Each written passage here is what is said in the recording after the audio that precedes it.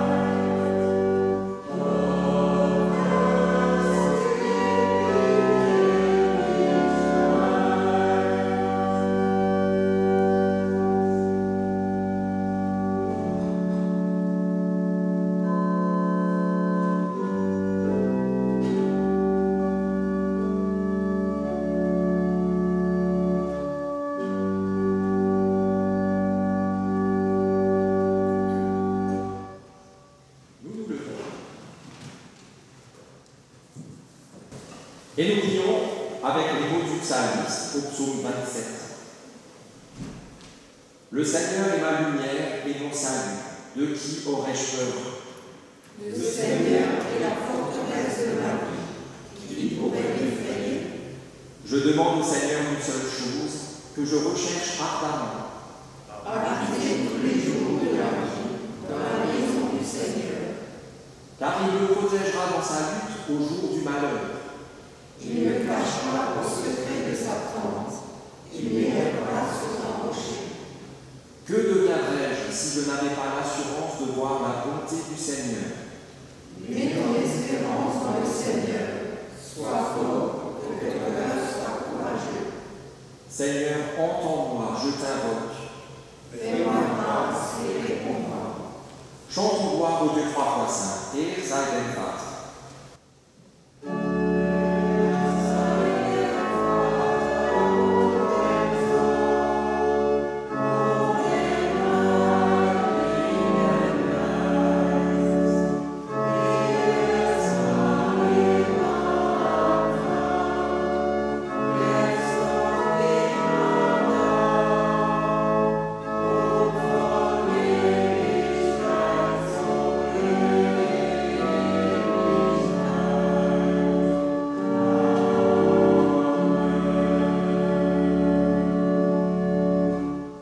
Parce que nous sommes sûrs de l'amour de Dieu pour nous, nous pouvons reconnaître devant lui ce qui nous sépare de lui. Seigneur, tu nous demandes d'être des témoins de ton amour agissant dans ce monde. Mais trop souvent, la peur nous paralyse. Trop souvent, nous manquons de confiance en nous et surtout en toi. Là où nous devrions élever la voix contre la haine et l'injustice, nous restons silencieux. Là où nous devrions lutter contre la défiance et l'animosité, nous baissons les yeux et les bras et passons notre chemin sans rien faire. C'est pourquoi nous te prions, Seigneur, fais preuve de compassion à notre égard. Accorde-nous le don de ton esprit, que sa douce puissance réveille notre foi, qu'elle nous donne le courage et la force de vivre et de témoigner de ton amour, qu'elle nous aide à nous engager pour la justice et la paix dont tu es le garant. Oui, Seigneur, nous t'en prions, prends pitié de nous. Pardonne.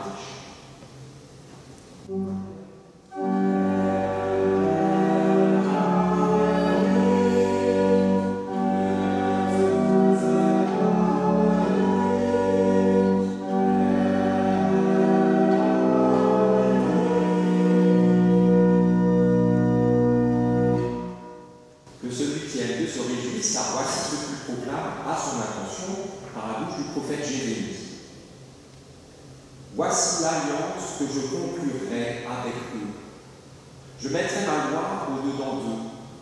Je l'écrirai sur leur cœur. Je serai leur Dieu et eux, ils seront mon peuple.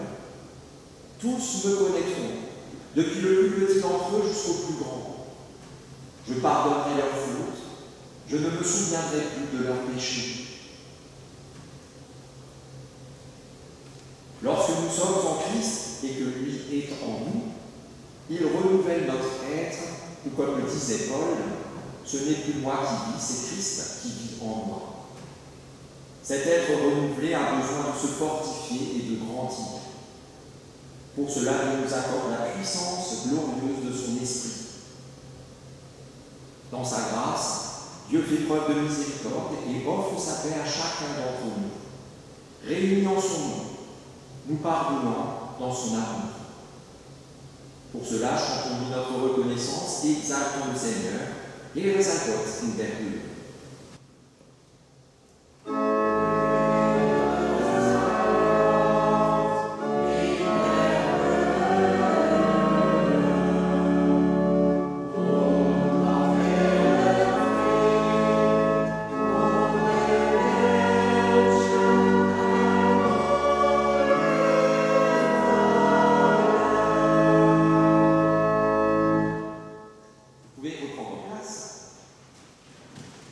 Et avant d'entendre la première lecture pour ce matin, nous prions pour que ces paroles deviennent pour nous paroles de vie.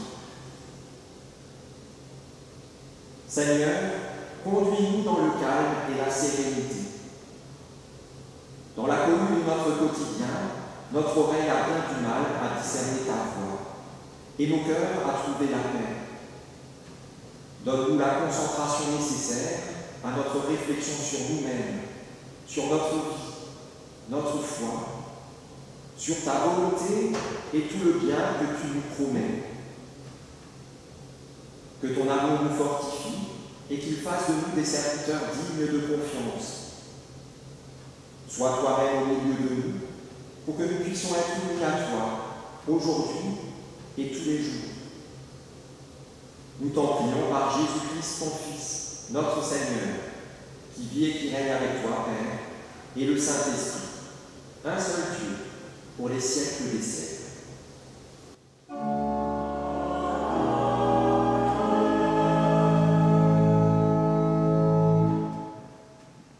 La première lecture se trouve dans Éphésiens 3, versets 14 à 21. C'est pourquoi je fléchis les genoux devant le Père, de qui toute famille dans les cieux et sur la terre tient son nom, afin qu'il vous donne, selon la richesse de sa gloire, d'être rendu fort et puissant par son esprit au profit de l'homme intérieur. Que le Christ habite dans votre cœur par la foi, et que vous soyez enracinés et fondés dans l'amour, pour être capables de comprendre avec tous les saints quelle est la largeur, la longueur, la profondeur et la hauteur, et de connaître l'amour du Christ qui surpasse la connaissance, de sorte que vous soyez remplis jusqu'à toute la plénitude de Dieu.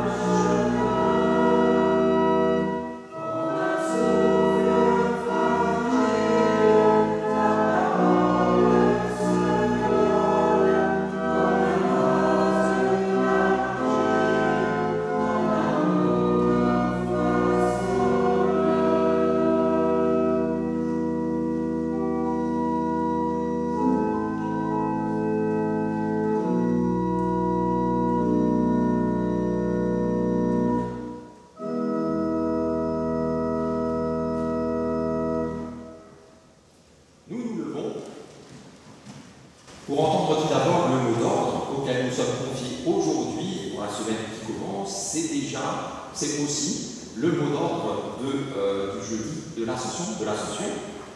Et c'est une formidable promesse que l'on entend dans l'évangile de Jean, chapitre 12, verset 32.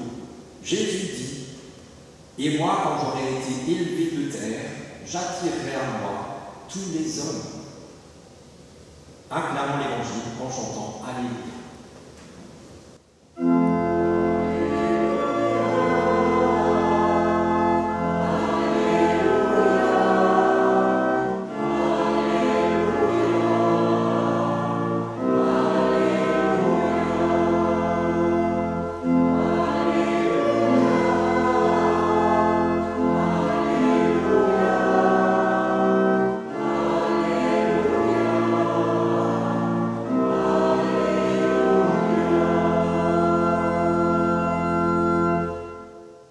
Et nous entendons la seconde lecture.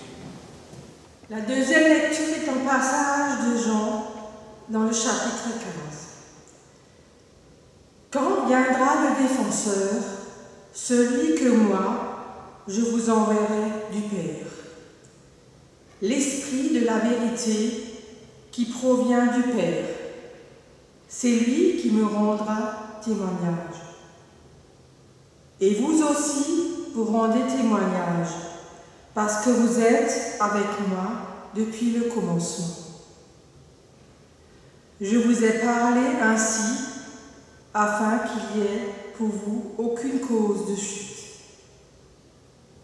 Ils vous excluront des synagogues.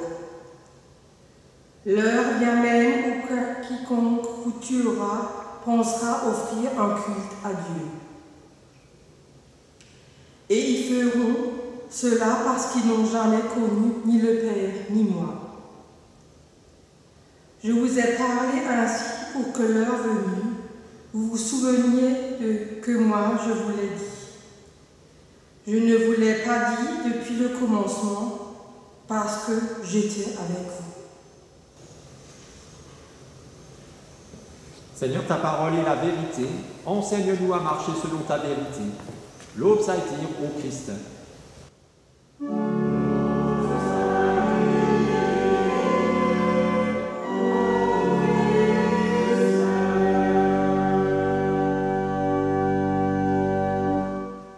Vous pouvez reprendre place.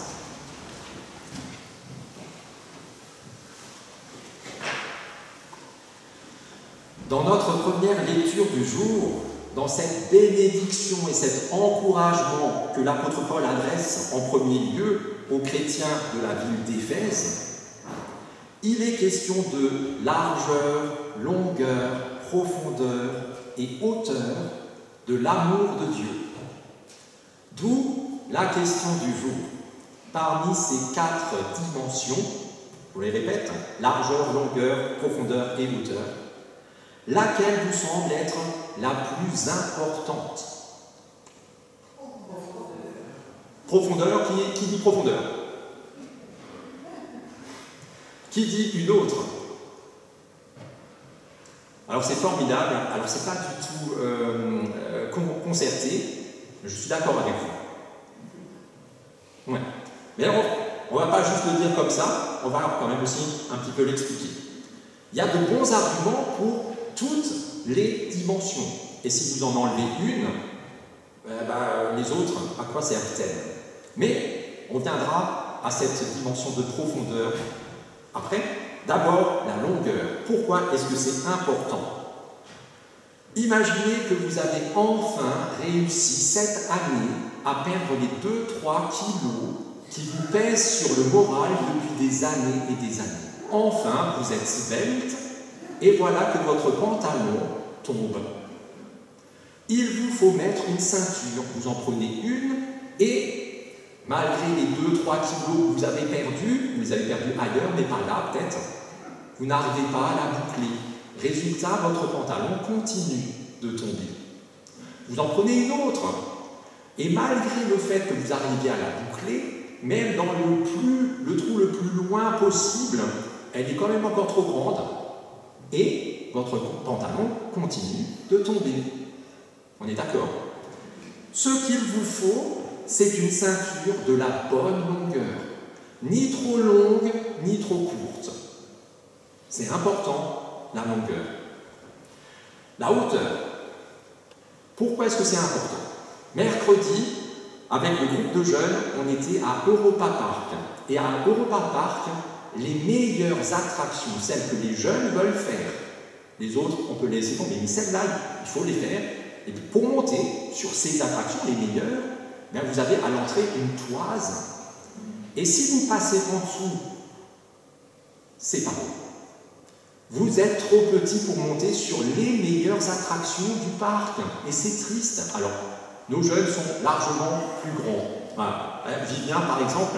Alors, Vivien, justement. Vivien, c'est pas arrivé. Mais dans certaines attractions, certaines autres attractions, il y a aussi une toise. Mais celle-là, si vous ne passez pas en dessous, vous sortez. Vous êtes trop grand pour l'attraction. Et pour ne pas risquer d'être comme un camion qui passe sous un pont et qui est coincé pour quelques centimètres, eh bien on vous dit non, vous êtes trop grand pour cette attraction, allez faire les autres. Voilà. Donc, ce qu'il vous faut pour faire les bonnes attractions à Europa Park, celles que vous aimez, c'est d'avoir la bonne taille pour la bonne hauteur pour cette attraction-là. La largeur, ça aussi c'est important. Le matin, peut-être ce matin, dimanche matin, peut-être particulièrement plus que les autres jours, quand vous avez toasté votre pain pour vous faire des tartines et que vous avez coupé trop large vos tartines, elles n'entrent pas dans le grille-pain et c'est le drame. Alors vous les coupez un petit peu, vous les rabotez. Et vous les rabotez juste ce qu'il faut pour qu'elles entrent dans le grille-pain. Résultat, elles touchent les résistances. Et elles ne sont pas toastées, elles sont cramées. Ça arrive. Encore un drame. Ou alors, vous, par sécurité, vous coupez beaucoup plus, et là, eh ben, elles tombent dans le truc, et quand vous essayez de les ressortir, elles sont tout au fond, vous mettez la cuillère ou dans la fourchette ou le couteau dedans, et là, c'est le drame.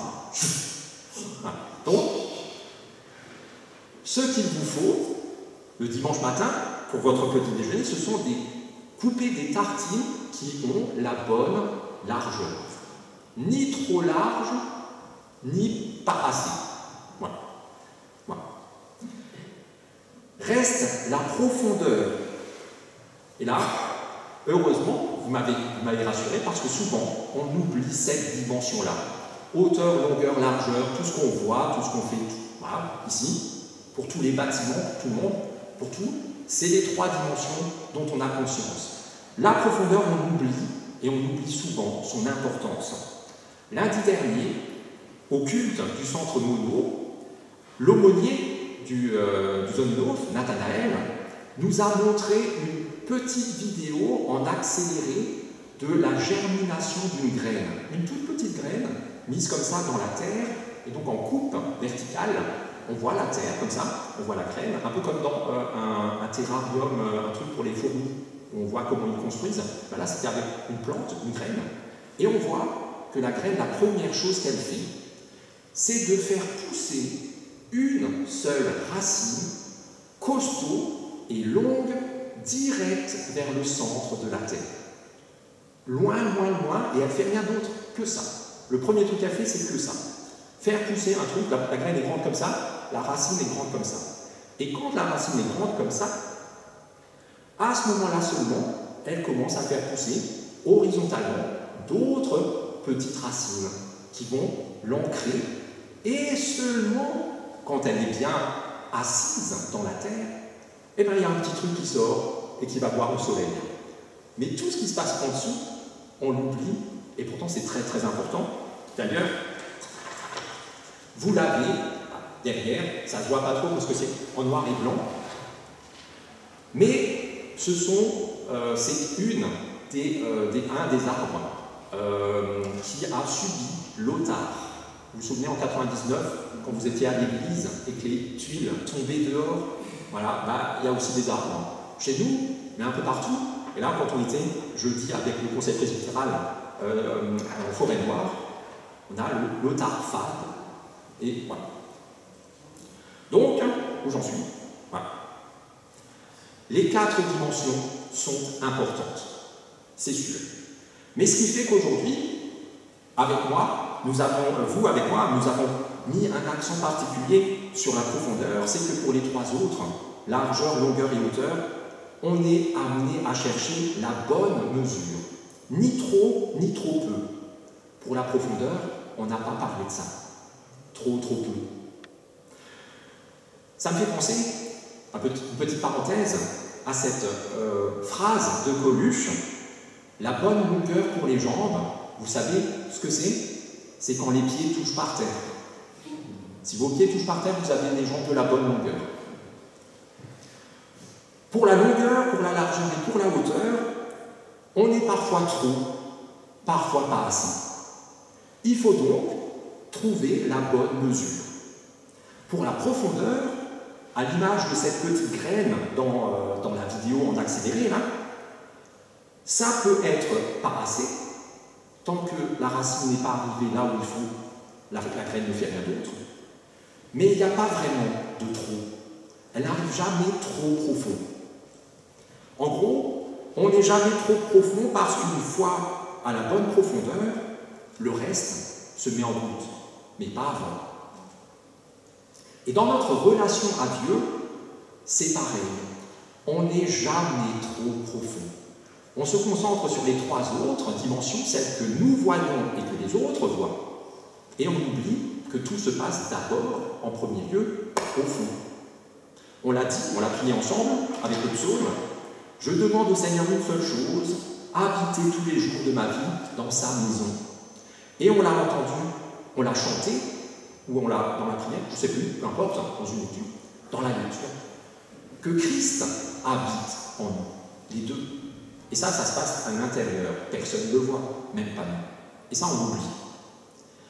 Parce qu'au final, l'utilité, l'intérêt, le but de toute cette démarche et des 4 dimensions, c'est d'être profondément ancré dans l'amour de Dieu pour en connaître toutes les dimensions afin d'en être, c'est là le cœur du truc, rempli dans toute sa plénitude, rempli à rabord de tout ce qu'il est, lui.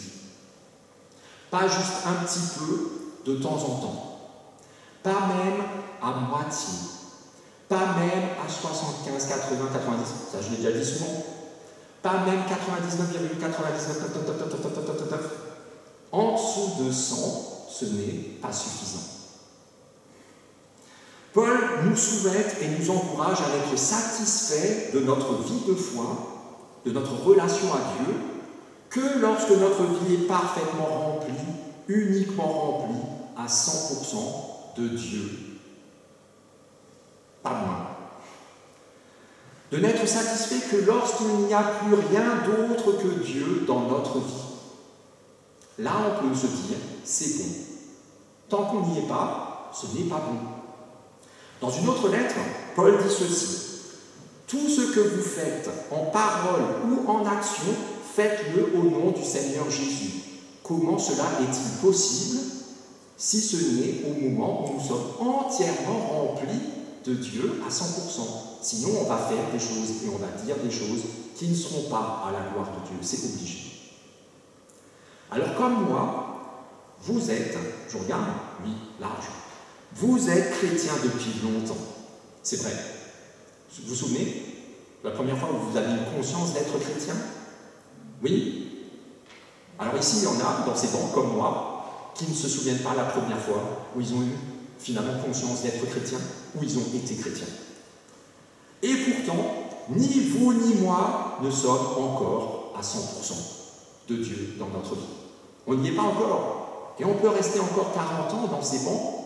Je ne pense pas qu'on y soit dans 40 ans. Pourtant, l'espérance chrétienne, c'est aussi de croire envers et contre tout que nous sommes en chemin, en marche, et que nous, en marche c'est pas tellement bien dit, que nous sommes en chemin, et que nous progressons dans notre appartenance à Dieu pour pouvoir constater au fil des jours, au fil des années, que Dieu prend de plus en plus de place dans notre vie. Pour que dans ces 40 ans, nous n'en soyons plus au même stade qu'aujourd'hui, en ayant toujours, en plus, la même envie de continuer encore à avancer, à progresser. Et en ce dimanche, Exaudi, c'est là notre prière. Mon Dieu, toujours plus de toi dans ma vie. Heureusement, Dieu nous donne son esprit. Sinon, on serait mal. Dieu nous donne cet esprit qui, lorsqu'il agit en nous, produit la soif de Dieu. Une soif comme toutes les soifs, vitale, qui doit être étanchée. Sinon, si vous avez soif et que vous n'étanchez pas votre soif, vous mourrez. Alors, étancher une soif, cette soif qui doit être étanchée, c'est la soif de connaître Dieu. Pas une connaissance intellectuelle, ça, on peut l'avoir sans avoir la foi, mais une connaissance relationnelle, une rencontre avec le Dieu vivant, une connaissance qui me fait m'intéresser à lui comme lui s'intéresse à moi, une connaissance qui me fait lui dire « Dieu, qui es-tu vraiment? Que fais-tu vraiment? Que veux-tu vraiment, en particulier de moi? Et pourquoi m'aimes-tu? Comment peux-tu m'aimer? Comment puis-je te remercier pour l'amour que tu me portes? Comment puis-je t'aimer mieux à mon tour? Comment puis-je vivre cet amour et le partager au monde? » Une connaissance qui, comme toutes les connaissances relationnelles, peut aussi me faire souffrir. De cette souffrance que l'on connaît, qui nous empoigne lorsque nous sommes séparés de quelqu'un qu'on aime, pour un temps ou définitivement. De cette souffrance qui nous perce lorsque nous ne comprenons plus, nous ne nous comprenons plus. De cette souffrance qui nous jette à terre quand nous sommes abandonnés ou que c'est nous qui fuyons, etc., etc. Alors oui, même ma relation à Dieu peut être douloureuse et me faire mal. Et c'est tant mieux, parce que c'est le signe que cette relation et Dieu ont de l'importance pour moi. Si je m'en fous de cette relation et de Dieu, ils n'ont qu'à faire ce qu'ils veulent. Ça ne me fera ni chaud ni froid. Si ça me touche, ça me fait mal, à un moment ou à un autre, c'est que c'est important. Heureusement, si cette relation peut faire mal, la relation à Dieu, par son esprit, est avant tout une relation rafraîchissante, revigorante, consolante, guérissante, relevante, énergisante. Vous trouverez des centaines et des centaines de qualificatifs très positifs, et l'esprit fait tout ça en nous.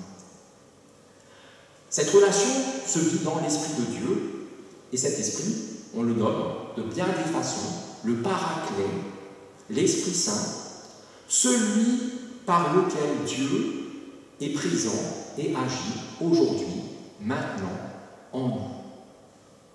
Cet esprit, c'est cette puissance qui est à l'œuvre en nous et par laquelle Dieu fait bien au-delà de ce que nous pouvons imaginer et même de ce que nous pouvons lui demander. C'est par cette puissance que Dieu devient notre Père et qu'il fait de nous ses enfants par l'Esprit de Dieu. C'est par cette puissance que Dieu nous justifie et nous sanctifie, c'est-à-dire qu'il fait de nous des gens, des personnes justes à ses yeux et même des saints aux yeux du monde. C'est par cette puissance que Dieu s'approche de nous et nous attire à lui. Quand j'aurais été élevé de terre, j'attirerai à moi tous les hommes. Comment? Par mon esprit. C'est par cette puissance que Dieu nous fait tenir bon dans la détresse, jusqu'à ce que nous ayons surmonté, traversé toutes nos difficultés. La puissance de l'Esprit de Dieu s'exprime d'une seule manière, dans l'amour. Cet amour dont Dieu nous aime tellement, on pourrait dire en long et en large, et ajouter encore les deux autres, je ne sais pas comment, voilà, qu'il se donne à nous et pour nous continuellement.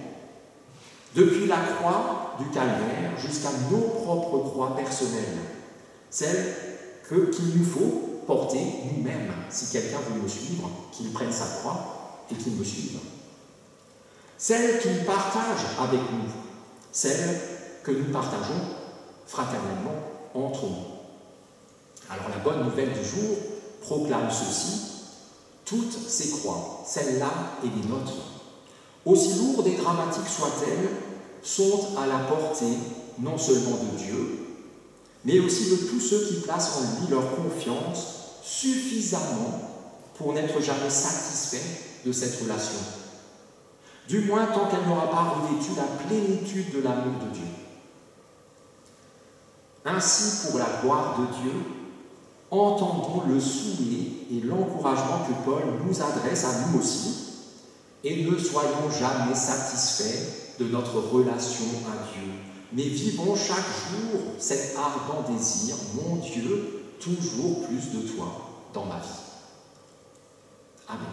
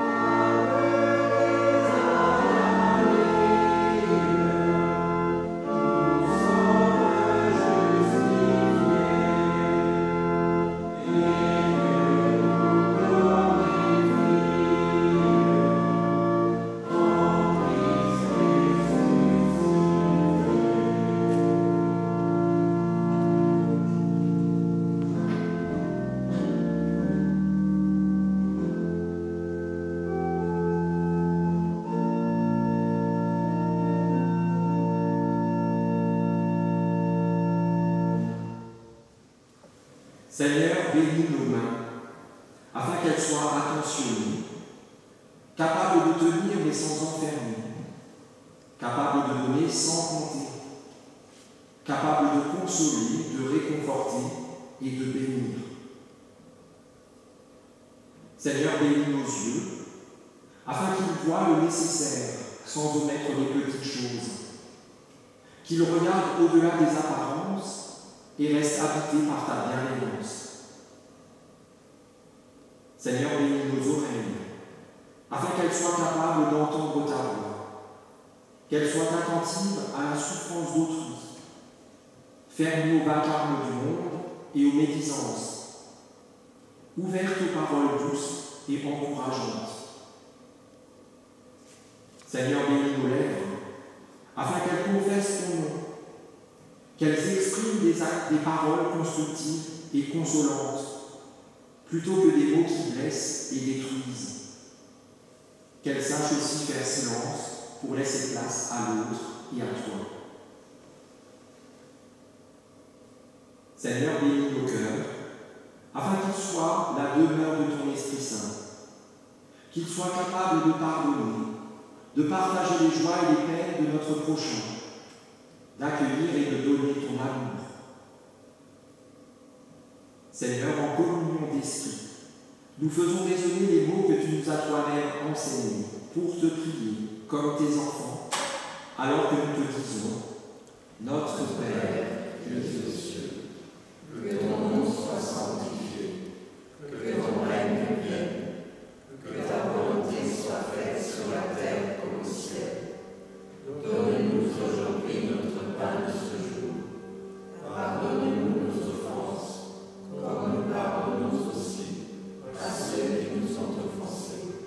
Et ne nous laisse pas entrer en tentation, mais délivre-nous du mal, car c'est à toi qu'appartiennent le règne, la puissance et la gloire, pour les siècles des siècles. Amen.